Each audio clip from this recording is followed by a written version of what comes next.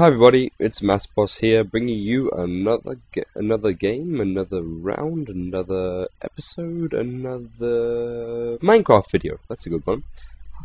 And it's daytime for once, which is handy. Anyway, today we're going to be talking about Redstone and doing the basics, so that's fun and interesting. So, this is my test room, and this is part of the reason why it's so messed all the time, because I'm doing this kind of stuff. And this is a door, and this door is connected to redstone, which goes all the way to this switch. And redstone is like electricity. It has an on and off state, so like positive and negative, and it can make things react from far away. So this door is still completely usable. And well, I mean, it's not really the most effective of doors for keeping things in or out. But oh look, if I flick the switch here, it's connected to the redstone because it's within 1 square of it. I mean, if I went and put the switch here, then it would have no effect. But because it's connected to the redstone, and I flick the switch, current goes all the way down the switch and opens it all. And as we can see, we can spam this all day long. That'll be the most effective fun, and it's all good. So this is a lovely little idea. But another good question is, what do we do for double doors? And I'm just kind of skipping through it because I think most of you know the basics anyway. But we now have a double door system, and this is probably not the best spacing of me, but oh well. Okay. I bring them forward. Why not? Oh, I'm so organized, aren't I? You should be really proud of me. I'm one of those really organized people that comes to his lessons prepared. Although this is a lesson for you, so that I'm a bad teacher, I suppose. Oh well. Just gonna have to get over that little fact. Put it here. Why not? Bring the other door down, up. Door's so pretty. Look at the way you hold it in your little hand, and yeah, it's great. Okie dokie, and I'm really tired, by the way, right now. It's quite late. Okay, there's door 1, door 2, and we'll hook them up to the same switch, won't we? Doesn't really make any difference. So now these are hooked up, and the switch should both turn on, see within 1 square. And 1 door open and 1 door closed. Now I'll try and move this switch so you actually see it a bit better. But, let's have a look. I turn it, and they seem to alternate, which doesn't really make a whole lot of sense. So what that would lead us to believe is that 1 door requires a positive charge to open, 1 door requires a negative charge to open. So this would be the negative door, this would be the positive door. So for instance, change them. I'm assuming positive is when they're bubbling, or whatever it is. So positive opens this door, and positive closes this door, which means negative would open up.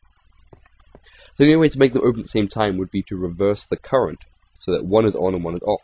But how do we do this? What could we do? It's time for redstone torches. So what I would do is I would get some dirt to start with. I like dirt. Dirt's fun. And put a redstone torch, which is just, you make them like same as you would a coal torch, except you put redstone instead of coal. So now they're connected.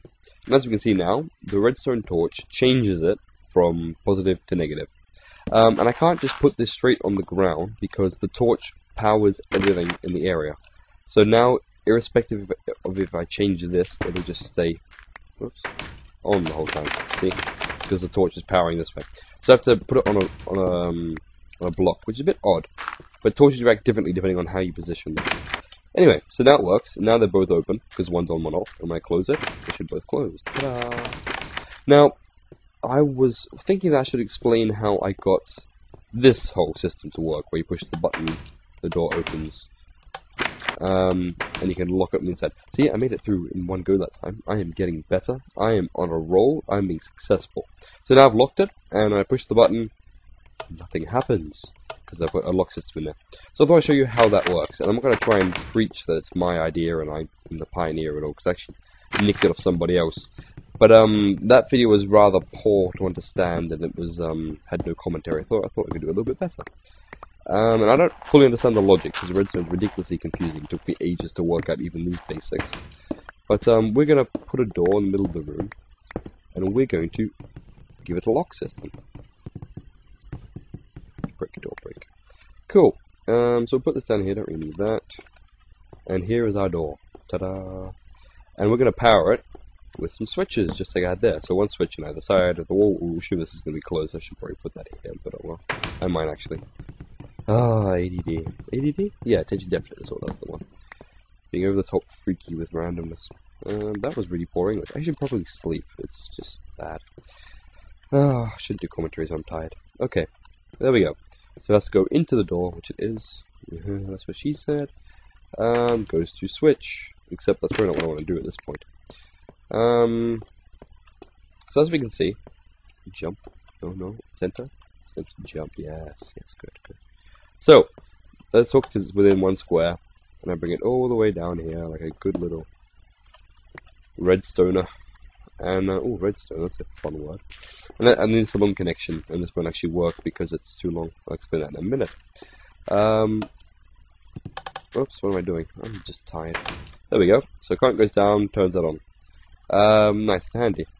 Now, what I'm going to do is I'm going to turn the switch system in. I'm going to put that in so I can cancel it out. And to do that, I'm going to need some torches, because that's just what you need. So I'm going to get, because there's three three routes: the door, the lock, and the handles, the activators, whatever you want to call them. Anyway, I'll put this here. I'll put this one here.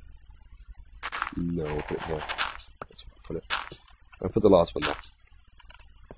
And now I'll give them all the torches they deserve. I'll put this here to make my point easier. To be able to see it better. Okay, there we go. Now we're going to wire this all. Oh, and if it's on a block, you're going to put it on top of it, so it's connected to the torch. Good. Now, this is a very important piece right here, the middle one. This is basically, if it's on, the door can be opened. Sorry, if it's off, the door can be opened. So now, when I turn this, the door locks. And we'll look at it step by step. So I turn the power on, it goes through, because there's a torch, it turns it off, which turns this one on, which turns the door on, because the door is positive. I turn it off, it's off, this is on, therefore that's off, which means the door is shut. So I can spam this all day, the door will keep it opening, shutting. From both sides it works, so it's connected to the same point. And this one here, the way the lock works is it messes it up. It puts this one always on, so that this will be always off. Because then there's always going to be a positive one. So I turn it off, and this is on, which means that the torch will be off, because that's, they've got reverse charges. So I turn it on, and now this is on, which means the door is shut, because this is off. And I can spam this all day long, but unfortunately, two positives, no, this will always be off, because the torch is there. And so the switch is actually powering it all the way back here, so I can't turn this off. Rather interesting, actually. And so that's how the door works. That's how my 3-lock door works. I can actually show you it if I wanted to. I'll break into my vault room is just here. I just broke that. It's very intelligent. And I'll try and show you the routing. And I'll explain what these do in just a minute. But this is where the door is, and this here is where the switches are. The buttons, sorry. And so the buttons go this route, and this and the door power goes that route, and this over here is the lock power. So they come down here, and we've got the same triangle going on. This is the triangle here. So this is from the lock, this is to the door, and this is from the buttons. And as you can see, you've got the same 3 things. This is on, which means the door is shut. Sorry, can be opened. It's a bit hard to see it down here, but this is basically how it all looks. I'll head back on up. I'm really tired, not really making much sense. Okay, we'll patch that up. Very professional. And I'll show you one last trick before I call it a night. One last redstone trick, possibly. And that's extending the current. Because a problem I had building that thing, as I went through about 5 walls to do it, is that redstone has a range. And I don't know exactly how much it is. It's probably about 10, 12, 15 blocks, I think. But I'll do this, and you'll see what I'm on about in just a second. So this isn't a bit useless, really. Not really going anywhere. But as we can see, when I turn it on, the power goes all the way through, but then runs out right here, which isn't really that useful. And so basically, if I want to put a door here, it wouldn't be affected whether I turn it on or off. As you can see, no door opening. So the only way to do that is to extend the current. I'll turn it back on so I can see what I'm doing. Anyway, it's to extend it. And the way you have to extend it is you have to use torches again, redstone torches.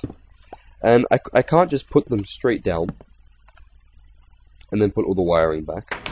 because now when I turn it off, it doesn't do anything, because the redstone is powering them all the way back in both directions, so it just makes no effect. So I need to stick them on some blocks again. And I'm going to do that like this. Put it there, line it up, and there we go. But now we can see it's off. So now it's going to still work, but it's going to be negative. And that's yeah, it's fine if you've just got a one door system. But if you want it to be the same current, you've got to put another transformer in. Transformer is probably not the right word exactly, but I'm going to use it anyway. No, wait, hang on. I think I just wrongly wired it. Let's check that. I'm very curious now. Will this have an effect? Yes, it will. Good.